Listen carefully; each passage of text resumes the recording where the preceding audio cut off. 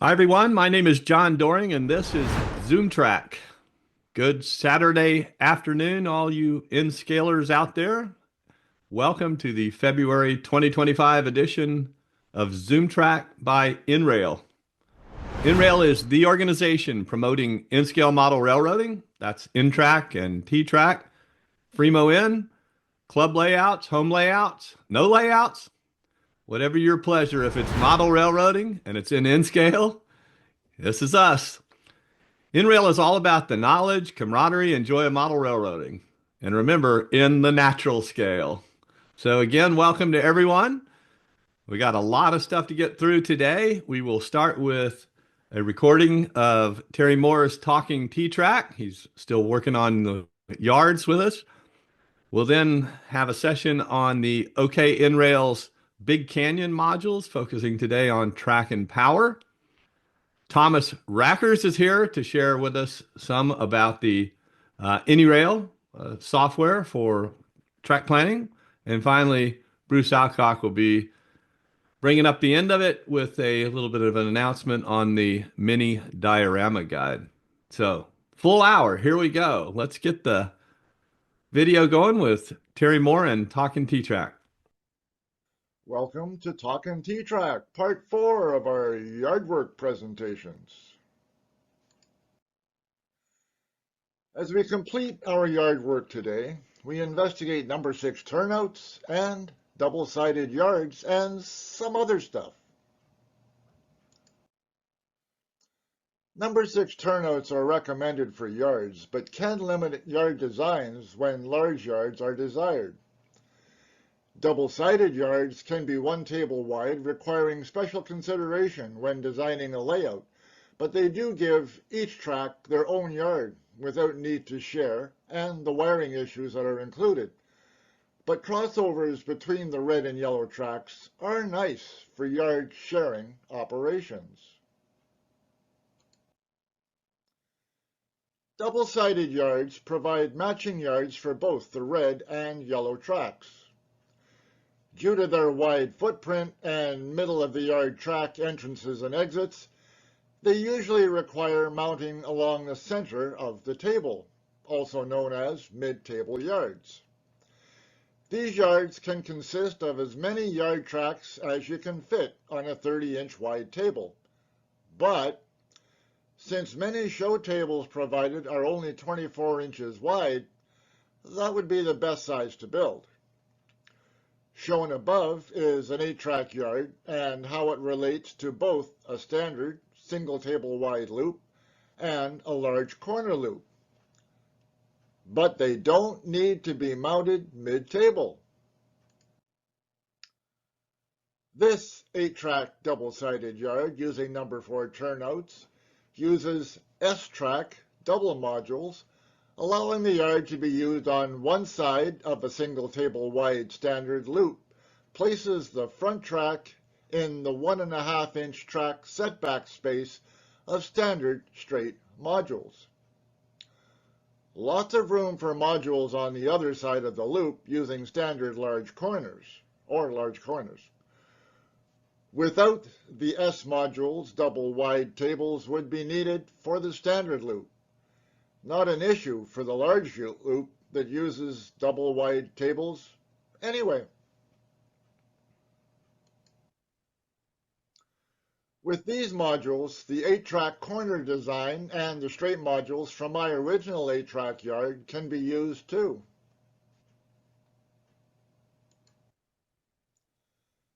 This S module design uses the alternate 8-track corner with the 249mm radius curves. The 8-track straights from my yard also fit. And this is Paul's build from our previous discussion. Notice the end loop. With an appropriate balloon loop, these yards could be a branch fed by a single standard or large junction on a single row of tables. Using number 6 turnouts, recommended for yards due to their wider track spacing, allowing more room for fingers, 3-yard tracks take the space of 4-yard tracks when using number 4 turnouts. Number 6 track spacing is 49.5 millimeters, while the number 4 track spacing is 33 millimeters. Using number 6 turnouts, the possible 8-track center access yard requires a double wide row of tables for standard or large radii corner loops.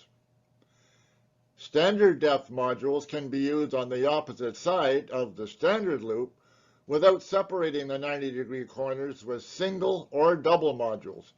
But since a double wide row of tables is in use anyway, plenty of options are available for either the large or standard corner loops.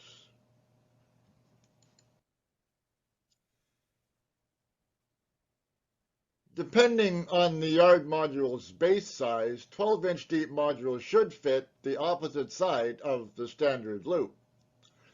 2 S-curve modules with the same double-sided yard setback, one with 381 millimeter radius curves on a double module, the other with 718 millimeter radius curves on a triple module. Probably the best one to choose, but take your pick.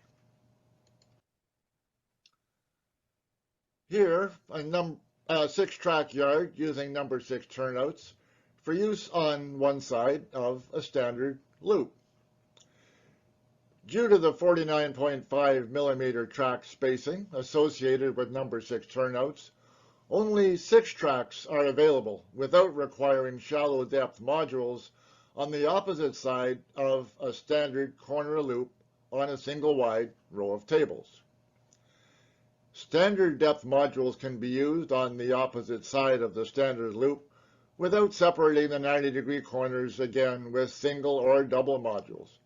But if a double wide row of tables is in use anyway, plenty of options are available for either the large or standard corner loops.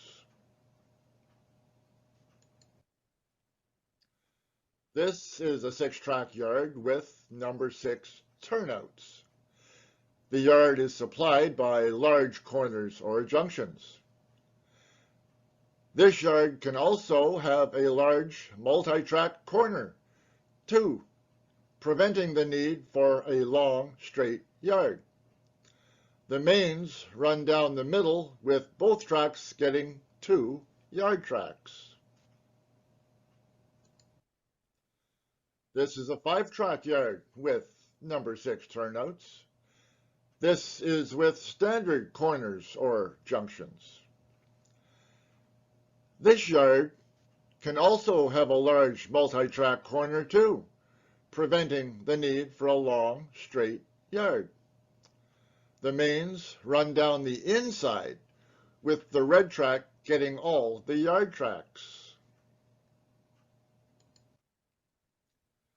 And a 5-track yard with number 6 turnouts on large corners or junctions.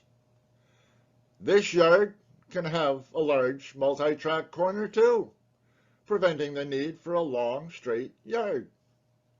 The mains run down the outside with the yellow track getting all the tracks.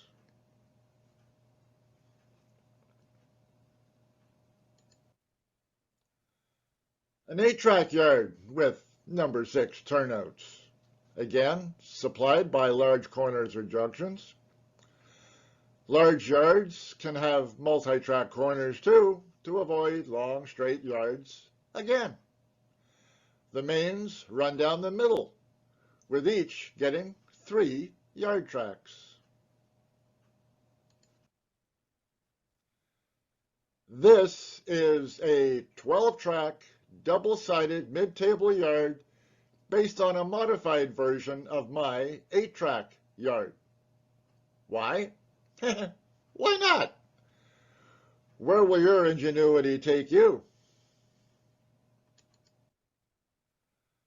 This is the 12-track 180-degree corner.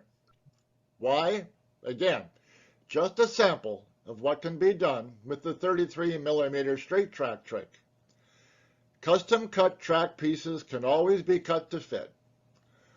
When I do these presentations, you'll see an awful lot of small track pieces being used in order to create the layouts I designed. The reason is not everybody has the ability to cut track. Some people don't have the shop. Some people are just novices and haven't developed the skills to start cutting track. So I have to show use of standard Cato track pieces, and that also develops the length of the cut track that those of you that cut track can cut.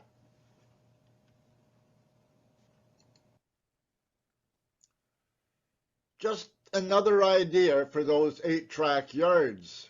Single source yards require only one supply junction and are usually tapped off the red track, but not always.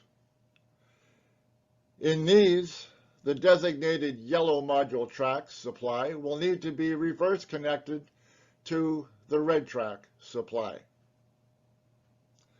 These are basically balloon yards.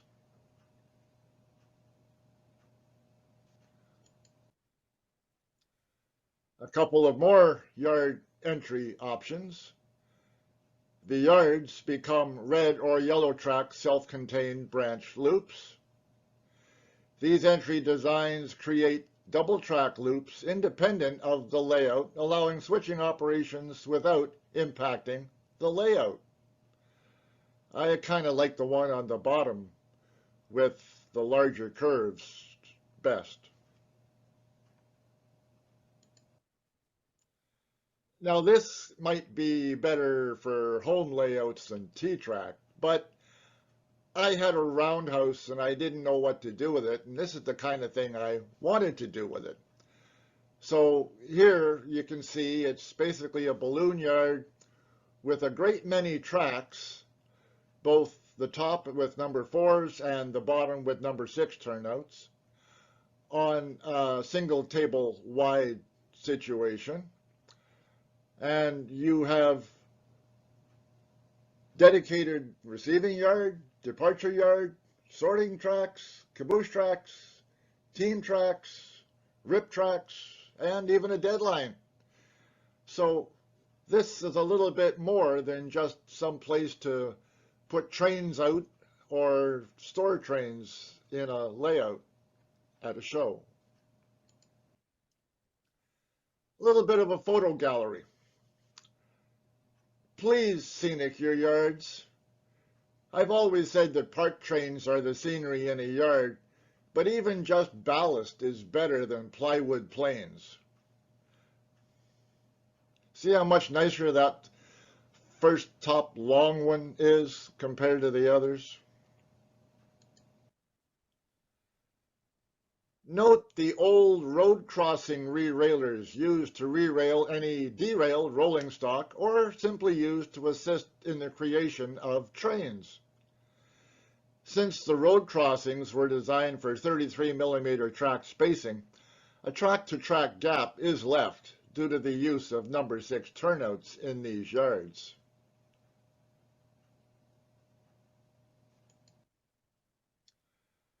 I often get questions about layouts. This is a suggestion for a show layout that takes 13 tables, not counting the crew table, and the layout itself uses standard corners and junctions except for the large junction that feeds the yard. The large junction allows trains to bypass the yard because of the run-through track on that design.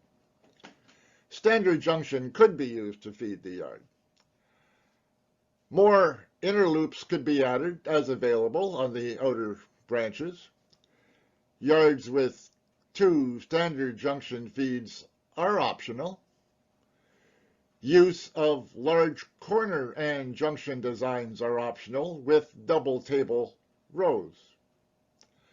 It's a simple E layout with that mega yard inside the crew area, fed by a single large junction from a single module row spine, allowing trains to avoid the yard, allowing all trains yard access in a balloon yard design, all on single table rows, reducing table rental costs.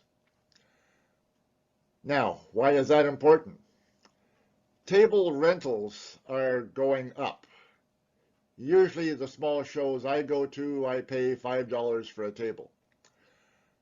Some mega layouts that take, say, 200 tables at $20 a table are $4,000 for rental, which is a little excessive unless you've got a sponsor. This yard here would be $260 to this bunch to provide a layout for a show. Now, if you happen to have your own tables, great. You then start getting into the way of the T-TRAK mobility issue. But we can't condemn T-TRAK for the use of tables. Lego train layouts, O-scale layouts, and some G-scale displays also need tables, and not just a couple. So such is the way of life, and if we can get by with fewer tables, it makes it a little bit more financially viable. But hey, I love large junctions and large corners. Oh well, we'll just spend the money. A modeler on T-TRAK Facebook asked if a small yard could be built on a triple-length module. So I created this small stub yard on a triple. Less than 1 foot deep or double deep as a double-sided yard. Could use S modules for table-side installation in a layout, but would require narrow modules for the opposite side of the loop on a single table-wide layout. The bottom line is, you can do almost the same thing with number 6 turnouts as you can with number 4 turnouts, with only space limitations caused by the 49.5 millimeter track spacing of the number 6s. And any number of U-turn corner designs are possible for yard use to reduce table length by half without shortening the yard. And don't forget the double crossovers for maximum operational flexibility. Oh, and just one more thing. After last month's ZoomTRAK gathering, folks were lamenting wires breaking off of the terminal unijoiners or the plugs of the 62 millimeter double and single track feeder tracks disconnecting. I've used both and have never had a problem. And here's why. I attach a small screw eye under my modules adjacent to the wiring access hole and use a small tie wrap to secure the wires to the eye. This removes all stress from the wiring connections. Just remember to leave some slack between the eye and the wiring connections to the track. My module base material is twice as thick as those commercial module kits, so screw eyes may not work with the kits. In that case, just use a blob of epoxy or other substantial adhesive to glue the wires near the access hole.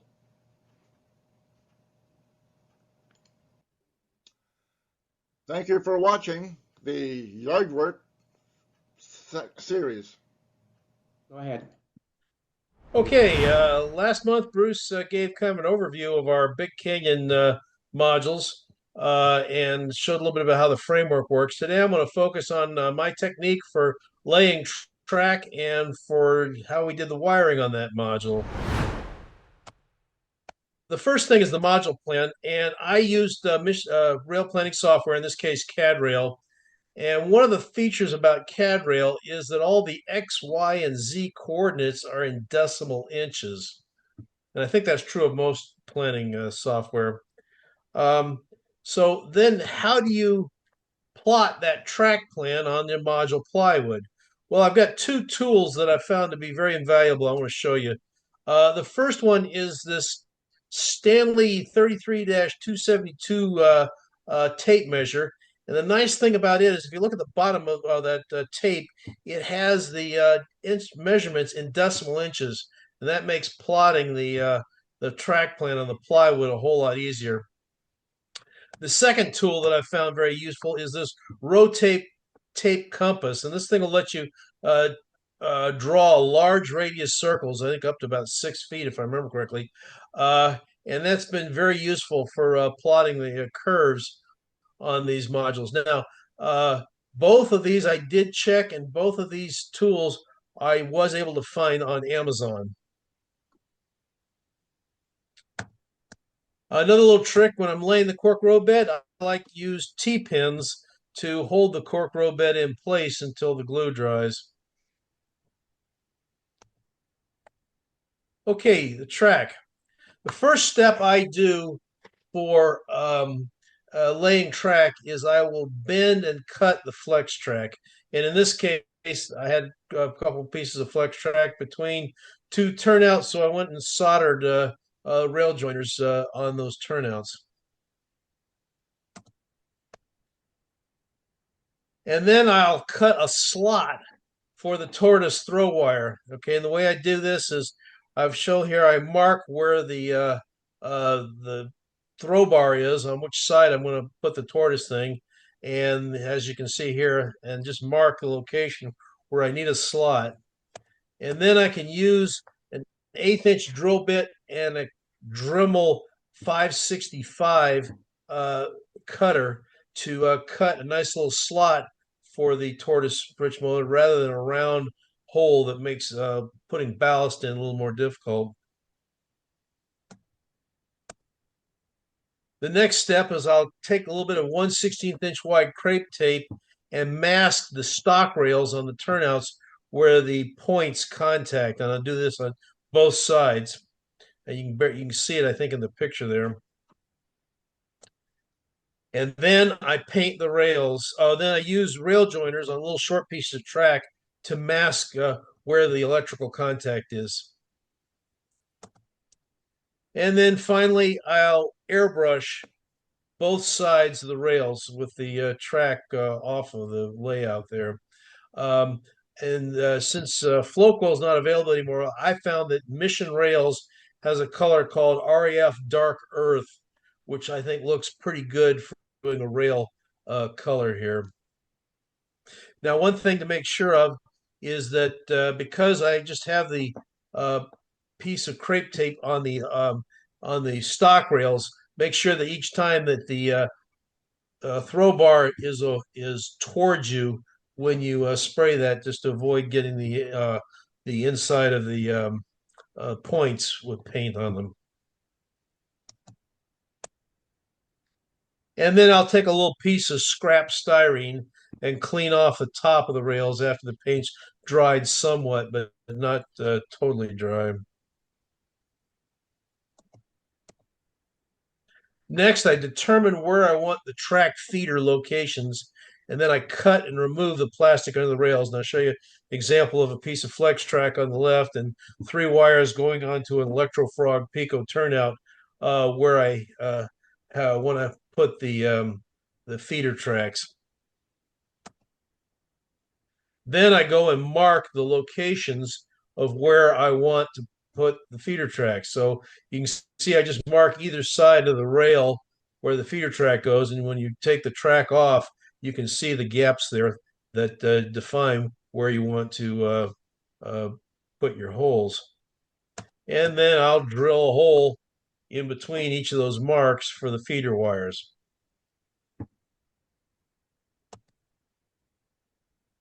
Then I use a soldering iron and put a little blob of solder in each of those gaps that I was showing on the where I cut away the plastic on the rail track and the turnouts.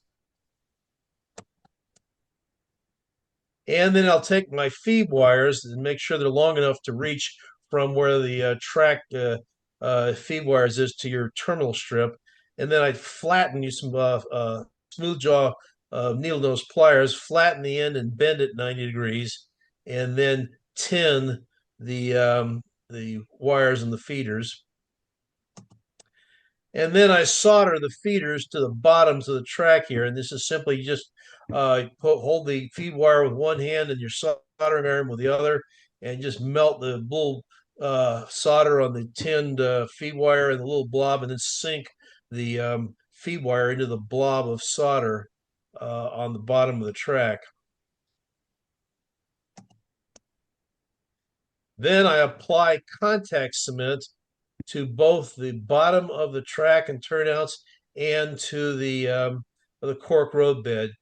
Be careful not to get too much contact cement between the ties, and be careful not to gum up the throw bar, both on the turnouts and where the throw bar goes on the cork roadbed with the contact cement.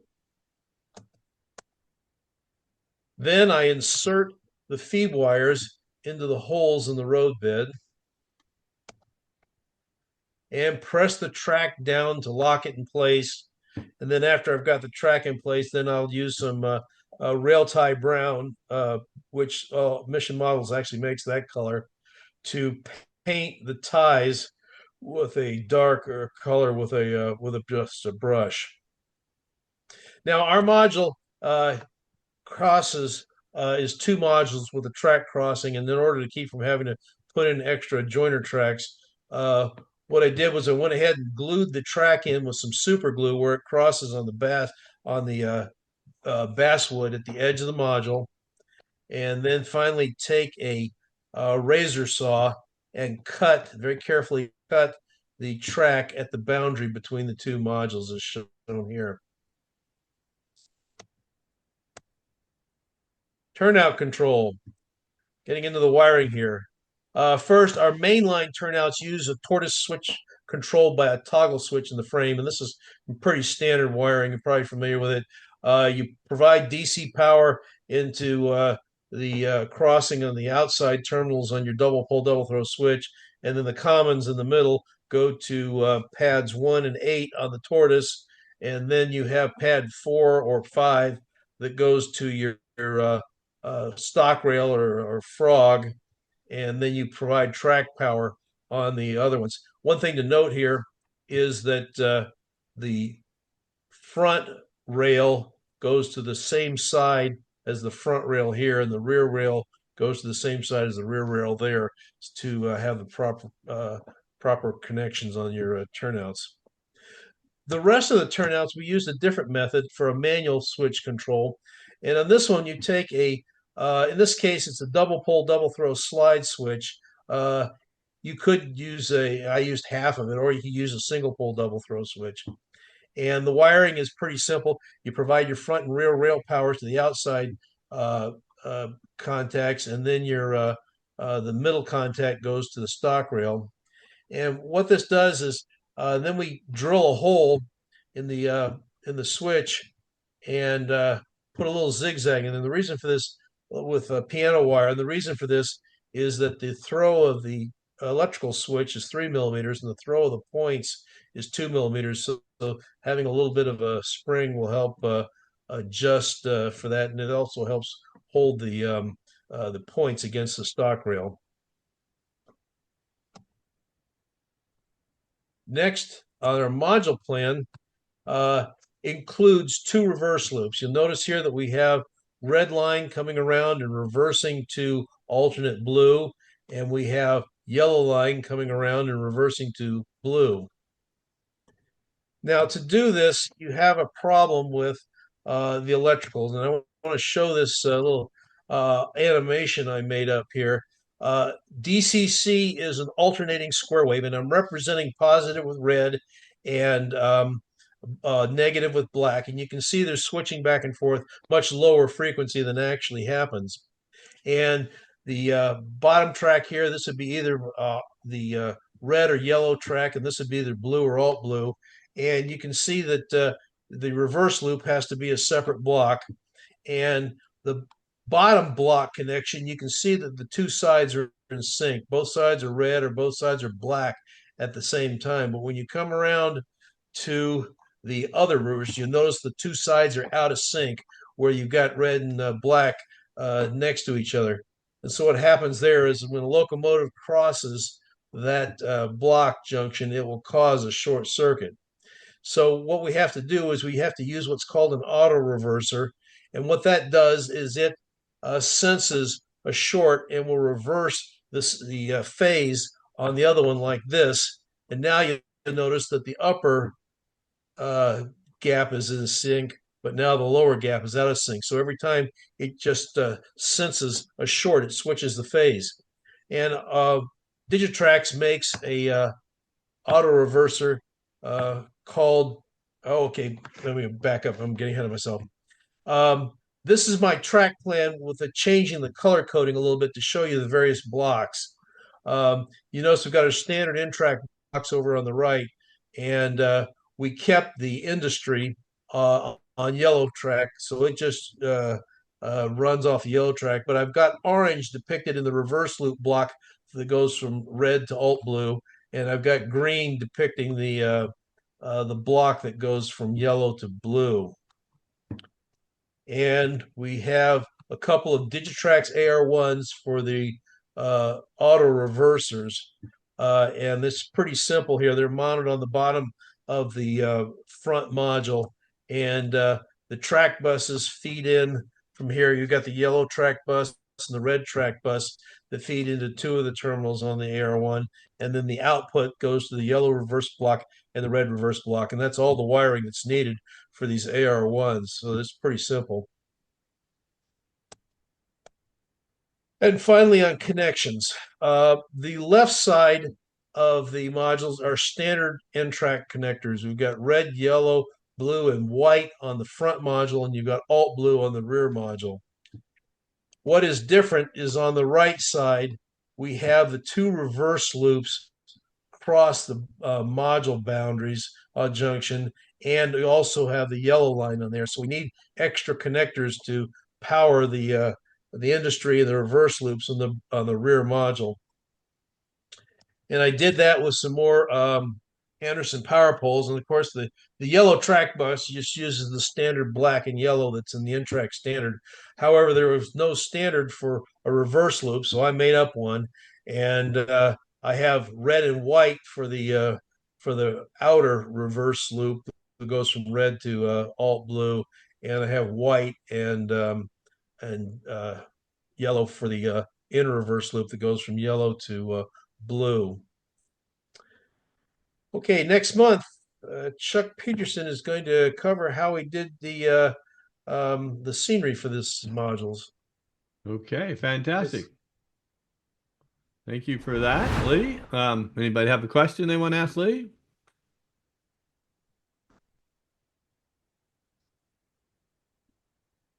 All right, we'll keep going here. Thanks again. Thomas, are you going to tell us a little bit about AnyRail? Sure. I don't do this often. Okay, can you see my PowerPoint thing? All right. Yep. All right, so I'm going to be focusing on AnyRail and its relatively new feature on designing modules with it.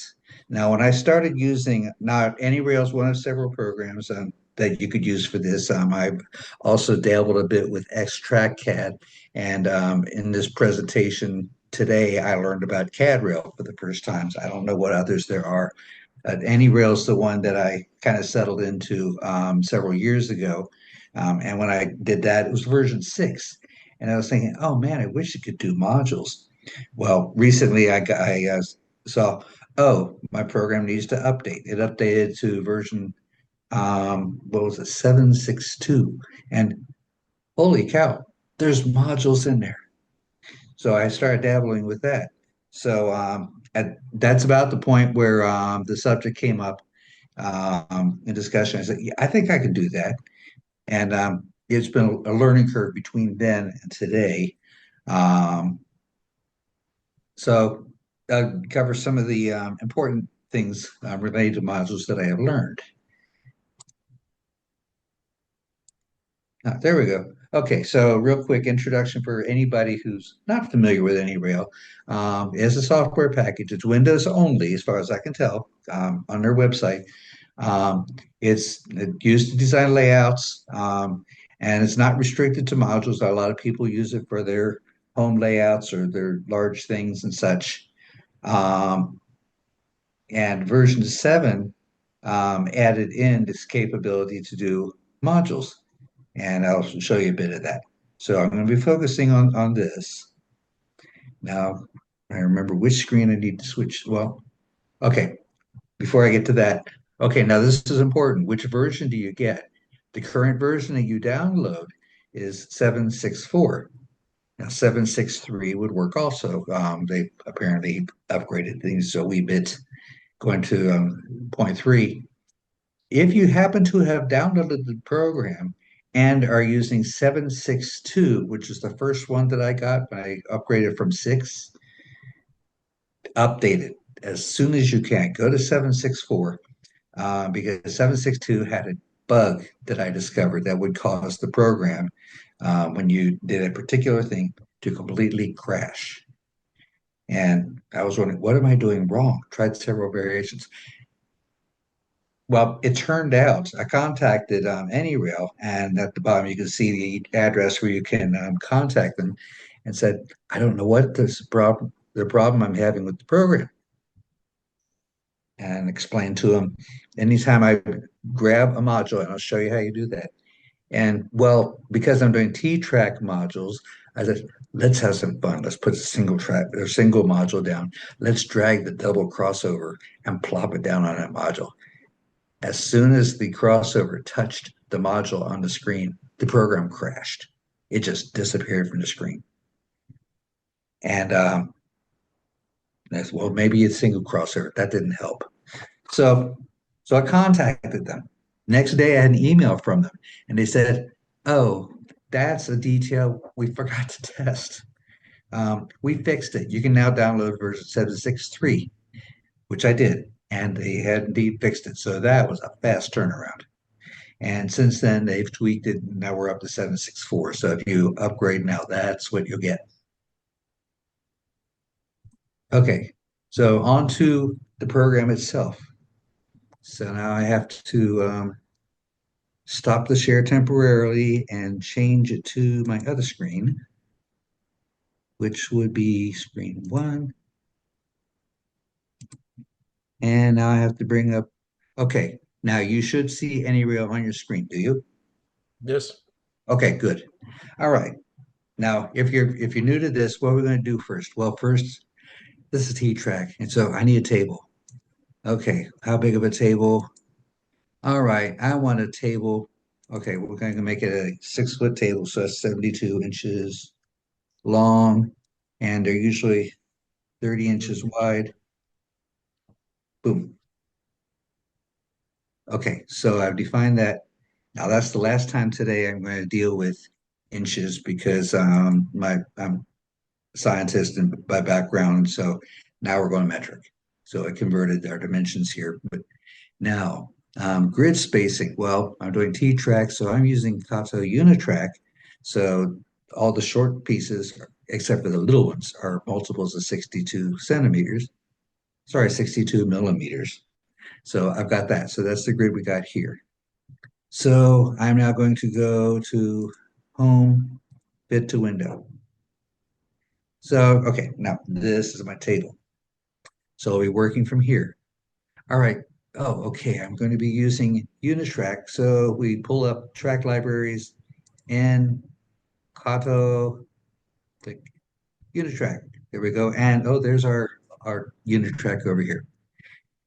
Now, if you're pulling up a layout off of, say, the T-TRAK wiki site, and you say what kind of design there, they will show you the track parts, usually marked with the catalog numbers, like the basic straight piece is 20-000, etc. Okay, that's useful if you're copying those.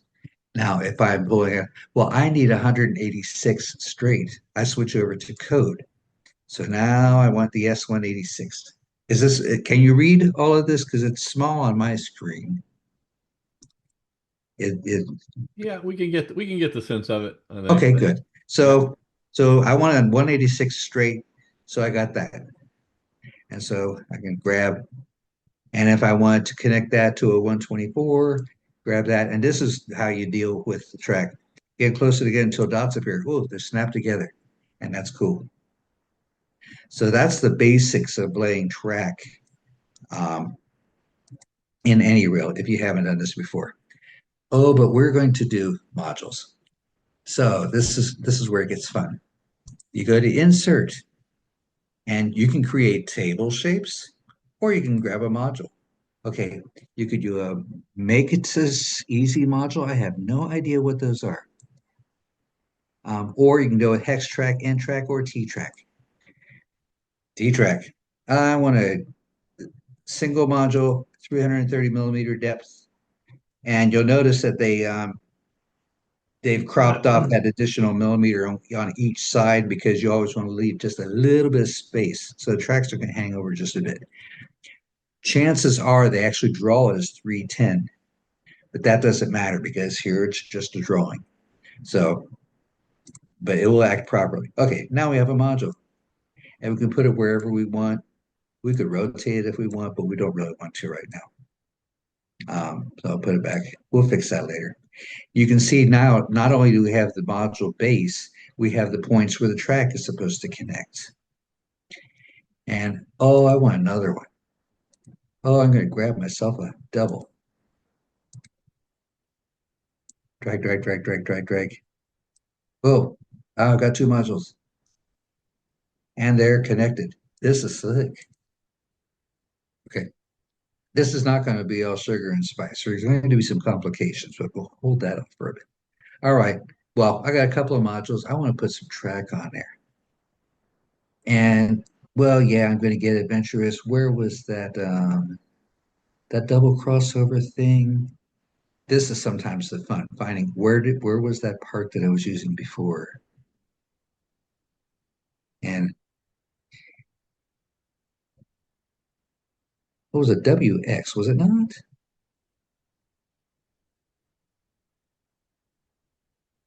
Okay, I'm gonna grab a single crossover. Same thing. All right.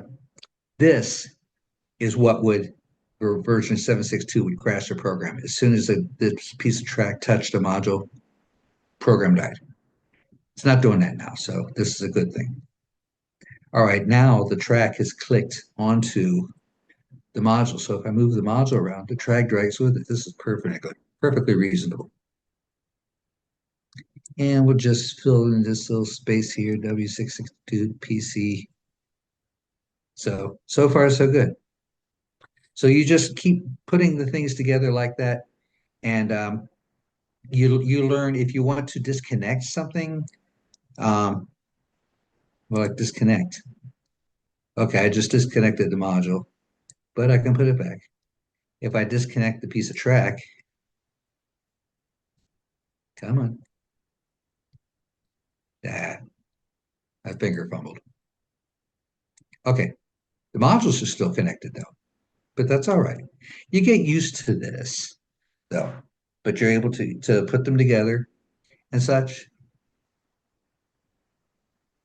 So you can just keep putting them together. Now this is where there are some limitations, and you need to know this when you get into this because you won't be quite as frustrated if you heard it here first. How am I doing in time? 11 minutes. That's not bad.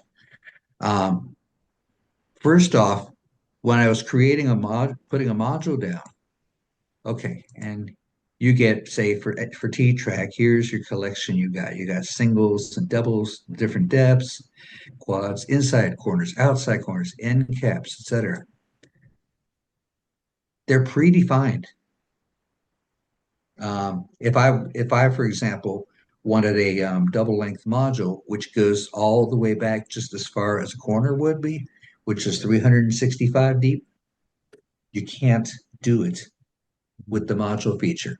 The modules they've got this preset collection here, and they're not reconfigurable.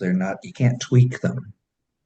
You also cannot add more um, fixed attach points because that module is going to go all the way back. And I want a third line here because that's going to be a siding. Well, you can put the track on there, but there's no way to lock it to the module unless you lock it to a piece of track it's next to, which would be, for example, what am I looking for? I'm looking for this. If I were to put this here, and yeah, I know that looks kind of weird. I don't really want that one. Get rid of that. And okay, and I've got the 33 millimeter spacing here too. And I put a piece of track here. Now, because this half of the track is locked to the module, both halves are because it's a double piece of double track. Now it will move together. Now, in my real module, I may not want to use a piece of double track there, but sometimes in the software you have to pretend. But that's the way to lock it. If I had just used two pieces of single track here, that this third line would not be attachable to the module. So that's a feature that should be there but isn't. Also being able to resize the modules. We don't have that yet either. Now, in my conversations with AnyRail, after we got the bug taken care of, I said, well, they asked, well, how do you like the feature? I said, well, here are the things that I would really like to be able to do. And I just mentioned what those are. Configure a module from just what their stock designs are. They said, well, it's a new feature. We're holding off on that because we want to see how much people like this particular feature and how much they use it. And if there's a lot of interest and such, then we'll put in the effort and start expanding upon it. So it's kind of, well, let's wait and see sort of thing. So what I suggest is if you really want to use this and you get in there and you find its limitation, contact them and say, you know what I kind of wish you could do is, and let them know, since they responded so quickly to the killer bug that I ran into. Hopefully they will listen as well when people are wanting additions to this feature. But it is a useful thing. I'm going to be digging into it more. You really got to get it and play around with it and learn the tricks of I want to disconnect this piece of track from this, but not that, from the module, but not the other track. You got certain ways to do it, which would be more detail for right now. You just play with it. It's easy to do, and you're really not going to mess things up. So I think, yeah, okay. So that's all I've got to do for the demonstration here because it would get That's great. Get real wordy. I sometimes don't know when to shut up. That's a problem. So back to my other screen to finish up here. Okay, so yeah, like I said, there's a lot of features in AnyRail that are really cool. One that I've noticed this time that may or may not have been in earlier versions. First off, I'm using Kato UniTRAK. They have added, and you may not even be aware that this exists.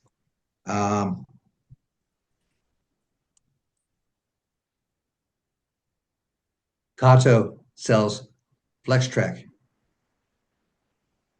Mm-hmm. That's kind of handy. You can buy it in boxes of 10. I've got one at home, and that can allow you to do some slick things. And another feature is, and this applies not only to flex track, but you could do this with just plain old straight track too. You can trim it to custom lengths. I mean, we talk about being able to get the razor saw out and cut pieces of track to special lengths. Mm-hmm. See, I got this piece of track. You see this little thing that says cut. Watch this. I want to cut a piece. Oh, heck. I used to watch Get Smart, so we're going to make a piece that's 86 millimeters long. I think we're on the wrong part, wrong screen. I'm sorry. Yeah, we're not able to see that, but we're just about at the top of the hour anyway here. So Okay, let me switch quick. That was my mistake. I don't do this stuff now. Yeah, you should be able to see it. Okay, so I'll make this quick. So we're going to cut this piece of track, and we'll say I want 86, and we'll say cut here. Now our piece of track is two pieces of track. We make custom lengths, and the same thing can be done with our flex track. Cut here. And now I've got a little baby piece of flex track and a big one. So that's stuff that may have come new with version 7, or maybe I just wasn't paying attention with version 6, but there it is. So we shall see what happens. all right. And I think that's all I got for today. Any Thomas, thank you so questions? much. That was very interesting. I appreciate that. For those of you who might be wondering, I did put in the chat, this software is not available for a Mac. So if you're a Mac user, there is a similar program called Rail Modeler Pro. I have a little bit of experience with that. Looks very similar to what Thomas shared with us today. Thomas, my experience was the first 2 or 3 hours were kind of frustrating when I was learning my way into it, but then after that, it was pretty cool and it got more and more interesting. So I think once you get over a little learning curve, these things work pretty well. Yes. At I least see for the a basic question. stuff, right? Yeah. I do see a I question on the chat. Can you mix Pico switches and Kato track in the software? Yes, you can. And which I'll be doing eventually. I've got a short piece of Kato track. I want to make a tram passing station, and they're the only ones who have the equivalent of what Kato would call us a 140 turnout. So yes, you can do that in the software, and then how you do it with the actual physical track that we have a Kato piece that allows that. I have a Thomas? quick question. Oh. Quick. Does that software allow you to label each module and then store the module in a library? I believe so. I haven't tried labeling it, but you can add text, you can add shapes, lines, circles, Okay, things like if you that. add text, that would do it. I'm thinking that may be useful for like planning show layouts. If you can, Sure. give the name of each module and store those in a library, then you can just bring those out and place them together and plan a layout for a train show with that software. And that might be kind of useful. The software lets you create groups, but groups do not include track pieces. A group would be a shape, such as a rectangle or a circle or Yeah. text or and such. Those pieces can be put into groups. Track cannot be put into it.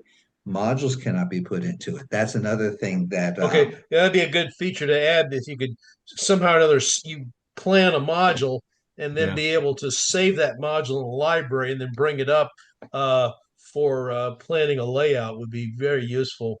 right. We Yeah, we need nudge the AnyRail folks. All right. That's very that good. sure Great would. idea. I have a related question to that, Thomas. Yes. Have you tried to take existing module plans and then add the module frame to it? Because I've got over 100 module plans without it. Yes, in fact, I had one of my own that I had been drawing with the old version. I've got a collection of T-TRAK modules that it's going to be a set of 4 double length modules. You can see my hand gestures, module, module, module, and then back to back with that module, another one. Both of these would be full depth modules, so there's no valley between them, and that's basically bringing in a siding with a station platform and then a track that comes around and it crosses over to the module behind it where there's a turntable and a roundhouse. I had drawn that up the old way, and that's what I pulled up was to redraw that and put in the actual modules. And so, I can't get that third track in there. And I'm using a Pico turntable, not the Kato turntable, and it's a different size and such. So that I'm still learning on. But yes, that is my goal right now to get that figured out because I'm working on getting those modules together. Maybe for our next event, which should be the Keystone Train Trucks and Tractors event down in Colonial Heights, Virginia, in I think it's July. So yes. All right. Presentation. Thank you again, Thomas. I appreciate that. Thank you. Very well done. Appreciate that. Bruce, I don't see you here, but Yep, I'm here. all right, you're going to talk to us a Go little bit ahead. I'm going about to the start diorama. the poll All right. so that people can start filling that in while I go ahead and bring up the let's see, here we go. Here it is. Here's the make sure I bring up the right thing. Yeah, the mini diorama guide, which is going to be available on our website shortly. And if you don't know what mini dioramas are, they are small modules that are used at shows with kids, and it gives the kids a chance to get into model roading very easily. Basically, you can see a layout here that I believe that was at Train Fest, and the modules take all kinds of different forms. Kids do all kinds of things with them. When you set up a clinic at a show, you can easily go through 100 modules in a day because the kids just love it and the parents love it also. So based on the experience we've had in some other folks, we put together a guide, and the table of contents includes exactly what is a mini diorama and then how to go about building one, the components, then making it into a layout. You can actually have the kids build the modules, connect them up, run trains on it. At the end of the day, they walk home with something called a mini diorama module. And then how to put the layout together, something on the clinics. How do you go about organizing a mini diorama clinic? And then additional information, references, what the origin is. Kato has a special deal for their kits, and then templates for the foam modules. So this is going to be available for download off of the NRail website. There's no charge for it. And this is the first version. We just went ahead and put it together. We've got plenty of pictures in here. Here we have some mini dioramas. Here we have a table set up. And this includes the blanks in front and the layout in back. And the kids pick up the modules, the blanks, take them over with items that they've picked up to put on the modules, decorate them, and let the glue dry, put them into the layout. At the end of the day, as I said, they take them home, and they really enjoy doing that. Sometimes the parents enjoy the kids doing it more than the kids do, but it's a very popular activity, and it's a good way of getting kids involved in model railroading. One of the other vendors evidently is looking at doing this and at retirement centers and nursing homes, but I'm still waiting to get more information from them and see what they have planned. So it will be available. All you do is to go to nrail.org, and we'll put a link right on the homepage for you to download. Also, we have references down at the end here. So that if you want more information, you can go ahead and contact let's see, here we go. Yep, there's information from Kato. There's information from Facebook. There are two groups, and Stephen Moore is the guy who brought it over from Japan. And then Oklahoma N-Rail has a lot of experience, and I'm sure there are going to be a lot more groups trying this out with more experience. Just to mention, Kato has a kit for this, and so does we also have the Klondike kits in here as well. These are the wood kits. So you can make the bases out of wood. You can make them 3D printed. We have examples of that as well. And you can make them out of foam, cut them out of foam. So they're very flexible. But basically there are two pieces of track that are permitted, a straight piece, a curved piece, no switches. It's a simple loop, but the kids love it. And so we put together this guide so that you can go ahead, read through it. And if you want to try it out at a train show, go at it. And that is, that's it. Well, that's great. That's super, Bruce. Appreciate that. I predict a lot of this going on at train shows in the next year or two. Fantastic. Well, we're a little bit past the top of the hour. Any last questions, comments from anyone? I have a question. Glenn. This document you just talked about and your one for T-TRAK standards, can I distribute that to my club members, even though they may not be NRail members? Yes, absolutely. Can I put it on my club's website so that people can see it? I would say as long as it's intact with the copyright, yes. All right. And I would just say acknowledge the source. Fine. But, what we want to do is make sure that people get a hold of the information and get a chance to get the information. That's really the purpose of NRail. Is it started off with Jim Fitzgerald doing a newsletter to get information out to model railroaders, and we want to uphold that tradition. And Bruce, you may want to add, if you're putting it up on the website, just put used with permission. And that way people know they have to go get permission to put that up, not just steal it. Very good. All No, right. we just put a link up to the That's the other way you can do it. site. Is link. Yeah. Yeah. Assuming the internet works in your venue, yeah.